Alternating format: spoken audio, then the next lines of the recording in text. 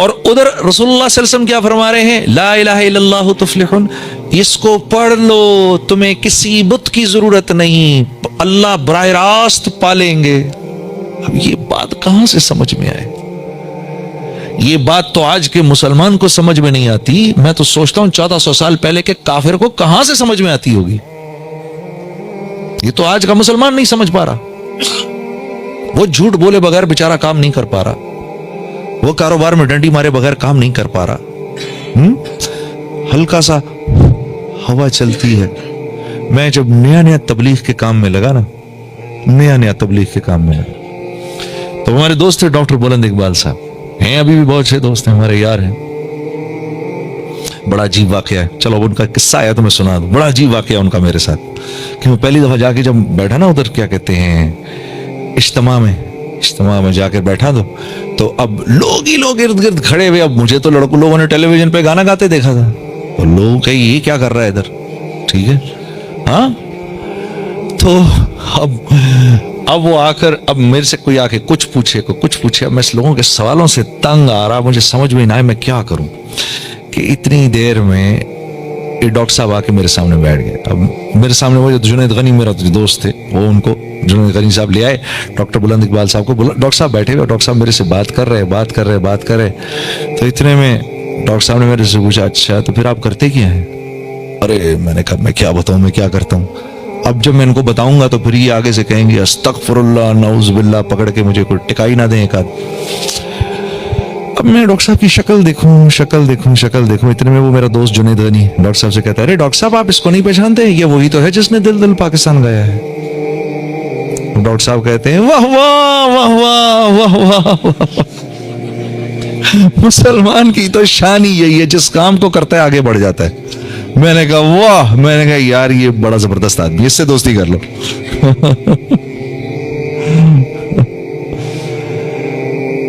अल्लाह की शान। तो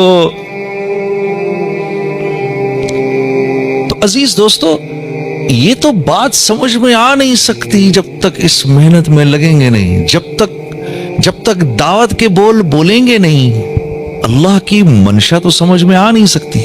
अल्लाह चाह क्या रहे हैं? ऊपर ही ऊपर पूरी जिंदगी गुजर जाएगी ऐसे करके, नीचे अल्लाह की मंशा जाने बगैर पूरी जिंदगी गुजर जाएगी। हाँ, और इंसान जैसे मैंने आपसे कहा बनाया अल्लाह ने अपने लिए है। सारी की सारी कायनात को अल्लाह ने बनाया मेरे लिए और मुझे बनाया अपने लिए, ठीक है।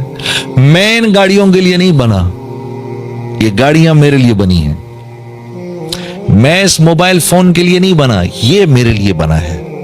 अगर मैं इंसान इसको इस्तेमाल करना छोड़ दें तो ये तो लोहे के भाव बिकेगा, ऐसा ही है। कौन खरीदेगा इसको? देखो ना, जिस चीज को इंसान इस्तेमाल करना छोड़ दे उसकी कीमत 0/0 हो जाती है। घर को छोड़ दीजिए आप, घर वीरान हो जाएगा, बेकीमत हो जाएगा। जो गाड़ी चलाना छोड़ी हमने वो बेकीमत हो जाएगी, लोहे के भाव बिकेगी। जिस गाड़ी को हम खरीदते हैं ज्यादा उसकी कीमत बढ़ती जाती है। तो कायनात बनी इंसान के लिए, ये सब कुछ मेरे लिए बना है। ये सूरज चांद सितारे मेरे लिए हैं। इंसान को निकाल दो इस कायनात से तो ये कायनात तो बेरंग हो जाएगी बिल्कुल। इस कायनात को इस्तेमाल करने वाला कोई नहीं रहेगा। जानवरों को नहीं पता कायनात को कैसे इस्तेमाल करना है, पता है आपको? जानवरों को नहीं पता, मुर्गी को नहीं पता है मैंने बकरी का क्या इस्तेमाल करना है, बकरी को नहीं पता मैंने मुर्गी का क्या इस्तेमाल करना है, घोड़े को नहीं पता ऊंट का क्या इस्तेमाल है, ऊंट को नहीं पता हाथी का क्या इस्तेमाल है, कुछ नहीं पता। इस कायनात में इंसान के अलावा जितनी मखलूक है उसको सिर्फ इतना मिलता है कि वो उस पर जिंदा रहे, बस। यही हाल काफिर का भी है। काफिर को भी सिर्फ इतना मिलता है जितने पे वो जिंदा रहे, जितने पे वो जिंदा रहे। इसलिए कई बार अल्लाह ने हमारे नबी को मना फरमाया, नहीं नहीं आप इनको देखकर ये ना सोचिए इनके पास सब कुछ है, ये कुछ भी नहीं है इनके पास, और ये जितना कुछ भी है ये भी थोड़ी देर के लिए है। बाहर सारा यूरोप छान मारा मैंने, सारे मैंने 6 कॉन्टिनेंट्स देख लिए। अल्लाह की कसम सच्ची बात है। बल्कि मैंने तो ये बात खुद इनके सेक्रेटरी ऑफ स्टेट से सुनी, यूके के, पता नहीं सेक्रेटरी ऑफ स्टेट कहते हैं क्या कहते हैं उसको। उसने कहा वी आर ओनली 2 पे चेक्स अवे फ्रॉम बैंक्रप्सी। 2 पे चेक्स अवे हैं हम बैंकरप्सी से, हमारे पास दो दफा तनख्वाह हमें महीने की ना मिले, हमारी छुट्टी है। ये कायनात मेरे लिए है और मैं अल्लाह के लिए हूं। यहां जिंदगी बनती नहीं है, बनाई जाती है। अल्लाह बनाते हैं जिंदगी, जिसको हम हयातुन तय्यबा कहते हैं। यहां कोई अपनी जिंदगी नहीं बना सकता। क्यों? ये कायनात, ये दुनिया जिंदगी बनाने के लिए है नहीं। देखो, जिंदगी बनाने के लिए क्या क्या कुछ किन किन चीजों की जरूरत है। पैसा हो, माल हो, घर हो, लोग हो, चीजें हो, और इन्हीं की अल्लाह तरदीद कर देते हैं, इन्हीं की तरदीद कर देते हैं अल्लाह। जो चीजें मुझे कामयाबी की नजर आ रही हैं, तो बनाने वाला उन्हीं की तरदीद कर रहा है। या अल्लाह, तो फिर क्या करूं? इअलमू अन्नमल हयातुद दुनिया, जानते भी हो जानते भी हो ये दुनिया की जिंदगी लाइबुन व लहवुन व ज़ीनतुन व तफाखुरुन बैनकुम व तकासुरुन फिल अम्वाल वल औलाद। यानी जो चीजें मेरी जरूरत की हैं, जिन चीजों को मैं अच्छा समझता हूं, जिन चीजों के लिए मैं अपनी जिंदगी का सारा टाइम लगा रहा हूं, अल्लाह पाक उनको कह रहे हैं है बस ये सब कुछ खेल कूद है ये। इअलमू अन्नमल हयातुद दुनिया लाइबुन व लहव। जब छोटे होते हो तो तुम सारा वक्त खेल कूद में लगे रहते हो,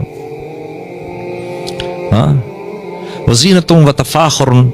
और जब जरा से बड़े होते हो, फिर लोगों को दिखाते हो, अपनी जीनत दिखाते हो। हाँ जी, ये देखो जी, मेरी गाड़ी देखो, मेरा घर देखो। और जब बड़ी उम्र हो जाती है, वतकासुरुन फिल अम्वाल, यकीन मानो बूढ़ा आदमी अगर उसको दीन जिंदगी से निकल जाए, वो इंतहाई खतरनाक हो जाता है। बुढ़ापे के अंदर भी वो क्या कहता है, मेरा एक दोस्त मुझे बता रहा कि मेरे अब्बा की उम्र 75 साल हो गई, क्या कह रहे हैं कि मुझे बाथरूम में इटालियन टाइल्स चाहिए। ये चीज मरती नहीं है बुढ़ापे में जाकर, बुढ़ापे में भी नहीं जाके मरती ये चीज। बुढ़ापे में जब आदमी पहुंचता है, तो जवानी में क्या दिखाता है, मेरी गाड़ी देखो, मेरा घर देखो, मेरा बिजनेस देखो, अल्लाह फरमा रहे हैं।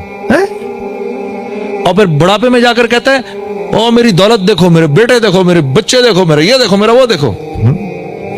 कमसल गैसिन आजबल कुफ्फार नबातुहु सुम्मा यहीजु फतराहु मुस्फर्रन सुम्मा यकूनु हुतामा। अल्लाह फरमा रहे हैं, ये जो चीजें तुम्हें पसंद आ रही हैं, तुम्हें इसकी हकीकत पता है क्या है?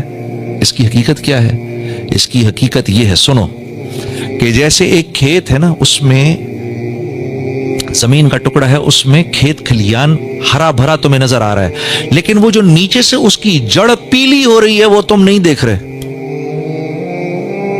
वो जो नीचे से उसकी जड़ पीली हो रही है, वो तुम नहीं देख रहे। अभी देखना, अभी जड़ पीली हुई है, अभी पूरी की पूरी टहनी पीली हो जाएगी, कमजोर हो जाएगी, फिर हवा के झोंके चलेंगे जो इस पूरे के पूरे खेत को उड़ा के ऐसे ले जाएंगे, जमीन ऐसे सपाट हो जाएगी जैसे बीज बोने से पहले थी। ये हकीकत है तेरी इस दुनिया की, जिस पर तू फख्र कर रहा है। तो अब मैं क्या करूं या अल्लाह, अब मैं क्या करूं? सारी दुनिया तो ये कह रही है, जिसके पास माल है, जिसके पास दौलत है, जिसके पास शोहरत है, या अल्लाह सारी दुनिया तो ये कह रही है कि ये एक कामयाब इंसान है। सारी दुनिया मुझे ये कह रही है ये कामयाब इंसान है। आप कह रहे हैं कि ये सब बेकार है। तो फिर क्या करना है मैंने? फिर कामयाब कौन है? तो जवाब आता है, फमन ज़ुहज़िहा अनिन नारी व उदखिलल जन्नत फ़क़द फ़ाज़। यार ये तो सुनी नहीं मैंने बात। अगर ये मुझे कोई ना आकर बताता, ये बात तो मैंने सुनी, अगर मैंने कुरान ना पढ़ा होता तो इसका तो मुझे पता ही ना चलता। अगर मुझे मेरे नबी ने ना बताया होता तो मुझे तो पता ही नहीं चलता। कामयाब ये नहीं है जिनके पास ये सब कुछ है, ओहो, इसकी तो अल्लाह मजम्मत फरमा रहे हैं। कामयाब वो है जो जहन्नुम से बच के जन्नत में चला जाए। तो ये जंग तो आदम अलैहिस्सलाम के वक्त से चल रही है। माशरा एक बात करता है और नबी एक बात करते हैं। माशरा कुछ कहता है, सुन्नत कुछ कहती है।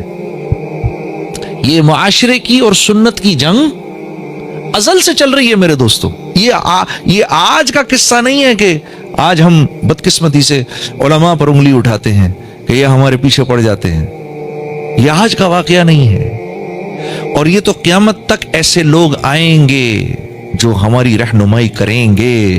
इत्मीनान चाहिए तो तुम्हें मुझसे ताल्लुक बनाना पड़ेगा, मुझसे यारी लगानी पड़ेगी। मौलाना की ये बात सुनकर मैं तो पहले ही परेशान था, 3 दिन से बयान सुन रहा था, मैं तो धाड़े मार के रोना शुरू हो गया।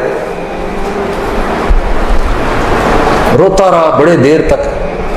फिर जब मुझे थोड़ा सा चैन आया तो मैंने कहा मौलवी साहब इसका मतलब क्या है, मेरी पूरी जिंदगी बर्बाद हो गई?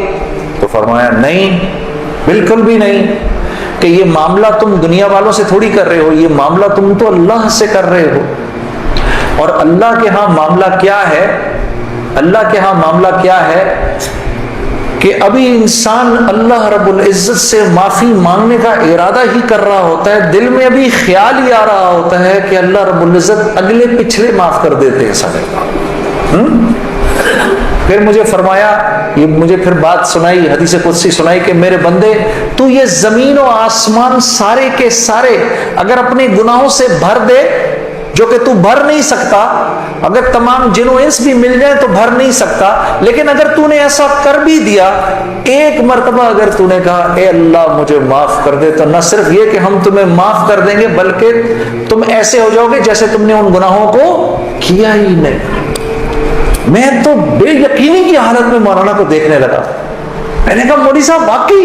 कहा हाँ। फिर पूछने लगे क्या इरादा है? अब मेरा इरादा म्यूजिक छोड़ने का तो नहीं था कि मैंने कहा इधर आओ, वो क्या कि नमाजें बख्शवाने आए, क्या रोजे गले पड़ गए?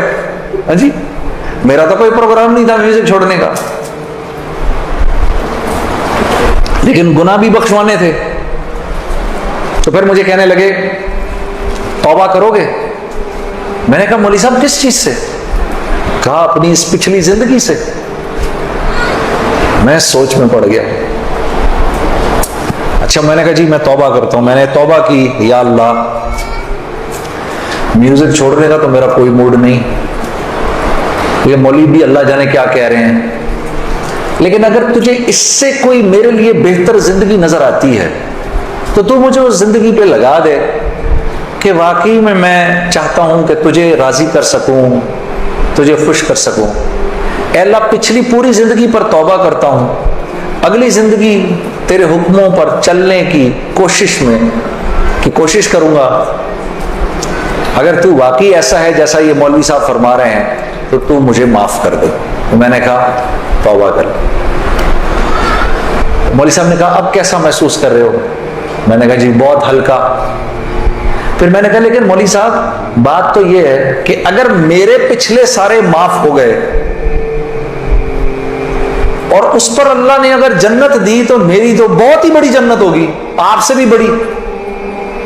तो फरमाने लगे नहीं बेटा इतनी जल्दी ना करो, तुम्हें वसूल तो हम ही ने किया है, जो तुझे मिलेगा उससे तो बड़ा हमें मिलेगा ही मिलेगा। हाँ, लेकिन मैंने कहा मौलवी साहब, और बहनें इस बात की तस्दीक करेंगी, मौसीकी तो रूह की ग़िज़ा है कि नहीं? हाँ, ये सियालकोट की खवातीन यकीन करो पूरे मुल्क की पहली बहनें हैं जो कह रही हैं नहीं, वरना अगर किसी ने नहीं बोला तो चुप जरूर रही है। सारे मर्दों ने बोला है मौसीकी रूह की ग़िज़ा नहीं है। मौसीकी रूह की ग़िज़ा है जी। ये देखो अब आवाज आई है, अब ऐसा लग रहा है कोई बैठ के सुन रहा है। मौसीकी रूह की ग़िज़ा है जी। शाबाश, अल्लाह आप लोगों को इस पर चला दे। अल्लाह रब्बुल इज्जत आपके मोबाइलों में जितने भी गाने हैं सब उड़ा दे इसी वक्त, घरों में जितने